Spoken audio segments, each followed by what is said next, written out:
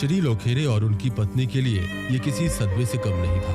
वे पूरी तरह निराशा से भर गए जब उनकी सोयाबीन की फसल बर्बाद हुई। साल 2008-9 में महाराष्ट्र के मराठवाड़ा और विदर्भ में लगी खरीफ की फसल पर अचानक कीटों का हमला हुआ।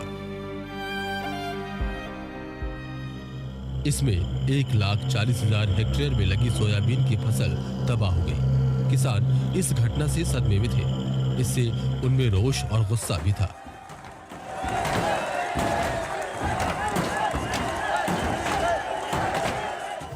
तभी तत्परता से केंद्र सरकार और महाराष्ट्र की राज्य सरकार ने अन्य सरकारी विभागों एवं इकाइयों के सहयोग से एक नई उन्नतिशील परियोजना चलाई जो क्रॉपसेप परियोजना के नाम से जानी जाती है, जिसमें देश भर के अन्य महत्वपूर्ण कृषि अनुसंधान संस्थानों के साथ साथ राज्य कृषि विश्वविद्यालयों की भी महत्वपूर्ण भूमिका है।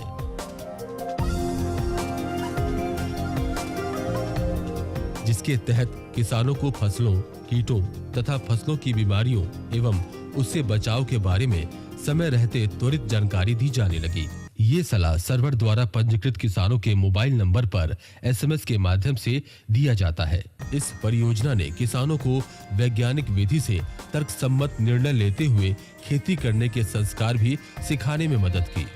इस परियोजना में फील्ड की ताजा जानकारी, अत्याधुनिक तकनीक तथा प्रांत आंकड़ों पर वैज्ञानिकों के अध्ययन से निकाले सलाह का समागम है। इसमें कीटों और समस्याओं की पहचान, उनका प्रबंधन तथा कम लागत मूल्य पर खेती संभव होती है। यहाँ एकत्रित आंकड़ों के आधार पर निष्कर्ष निकालकर वैज्ञानिक किसानों के लिए दिशा निर्देश जारी करते हैं। इससे किसानों को समय से पहले या समय रहते कीटों से बचाव के लिए उपयुक्त सलाह मिल जाती है। किसानों को त्वरित सलाह की सूचना उन्हें उनके क्षेत्रीय भाषा में दी जाती है। इस परियोजना के तहत महाराष्ट्र में खरीफ की प्रमुख फसलों जैसे धान, सोयाबीन, कपास, तुर और चना को रखा गया, जिसमें इनके कुल उत्पादन में 20 से 30% की बढ़ोतरी दर्ज की गई। इसकी सफलता को देखते हुए देश के अन्य राज्य भी क्रॉपसेप परियोजना को अपने यहाँ लागू कराने की तैयारी में हैं। आज अपनी खुशहाल खेती से श्री लोखेरे और उनका परिवार बहुत खुश है और उनके साथ ये सभी के लिए खुशी की बात है।